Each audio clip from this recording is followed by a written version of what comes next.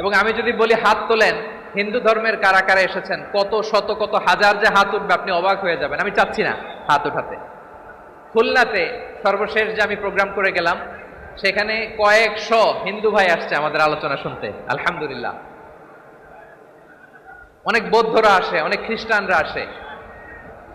এবার সফরেও অনেক হিন্দু ভাইরা আমার সাথে দেখা করেছে, তারা বলেছে হুজুর আমরা আপনার আলোচনা শুনি, আলহামদুলিল্লাহ বলেন। So it's our responsibility to present our religion to our non-Muslim brothers and sisters. আমাদের অমুসলিম ভাই বোনদের কাছে ইসলামের সৌন্দর্য তুলে ধরা এটা আমাদের দায়িত্ব। We all are the ambassador of Islam. আমরা প্রত্যেকে দায়িত্বশীল, আমরা প্রত্যেকে এক একজন ইসলামের অ্যাম্বাসেডর, আলহামদুলিল্লাহ বলেন। এজন্য এমন ভাবে দ্য বিউটি অফ ইসলাম, ইসলামের সৌন্দর্য আমাদেরকে ফুটিয়ে তুলতে হবে, যাতে করে নন মুসলিমরা শাহাদা পড়ে, কালিমা পড়ে মুসলমান হয়ে যায়।